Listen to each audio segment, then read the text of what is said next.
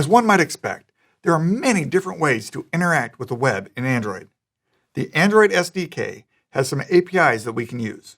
Also, because it's such a common task, many different third-party solutions are available. By third-party solutions, I mean solutions written by developers that are not part of the Android SDK itself. Why would someone write their own API? Well, the reason there are so many third-party solutions is that working with HTTP and web requests can be a little painful with the Android APIs. For many situations, the solutions provided in the Android SDK are great. Sometimes, however, better solutions are available.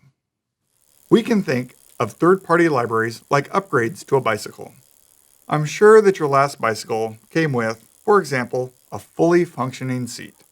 However, you might have found it to be slightly uncomfortable to use for a long period of time. Using a third-party seat can help make the experience much more comfortable. I'm here to help you become a great Android developer. Sometimes that means using third-party libraries to make our development experience more comfortable than it would be when strictly adhering to the official SDK. How does one get started when doing something new in programming? A great first step is to check for resources and see what's available and recommended. Now, I know you didn't come here to watch me Google things. You want to learn how to be a developer. Well, here's a secret, okay? Don't tell anyone. Developers use Google all the time. Using the web to help solve problems allows you to avoid common pitfalls and to reuse solutions from other developers. But what do we need to search for? Let's start at the Android developers site. Go over here to Develop and Guides. Scroll down a little ways until we find Connectivity.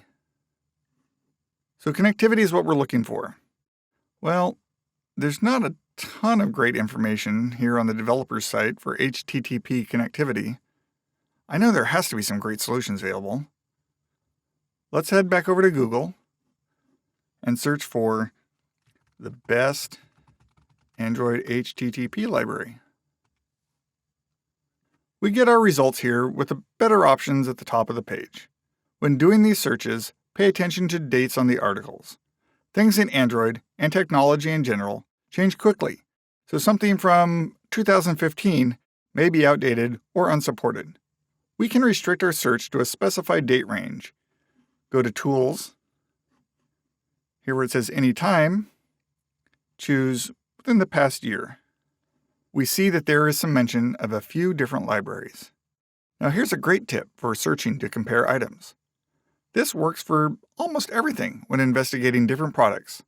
Search for its name plus these two magic letters, VS, for versus.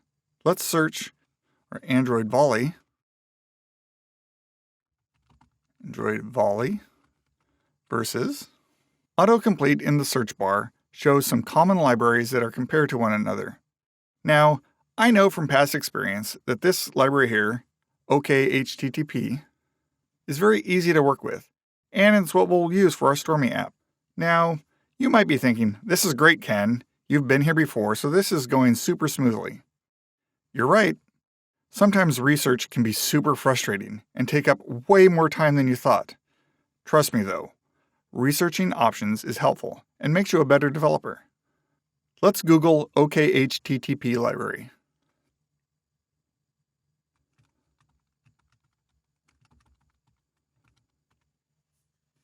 We'll see that we can get it from GitHub.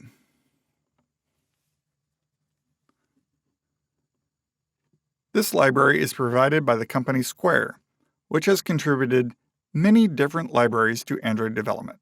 It's under active development, and if we scroll down a bit to view the README section, we see some information about how to use the project. An important spot to check when looking at third-party libraries is for the license.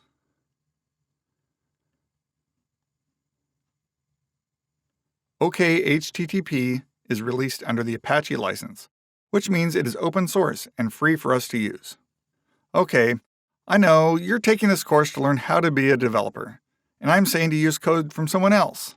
Isn't that cheating? Not at all. Making use of third-party solutions is a great way to be a more productive developer. Popular libraries, such as these, are well tested. Look around in this repository a bit to see how much code it takes to get HTTP connectivity working properly. It's a great option to use. Back in the README file, it shows us how to include OKHTTP in our Stormy project with Gradle.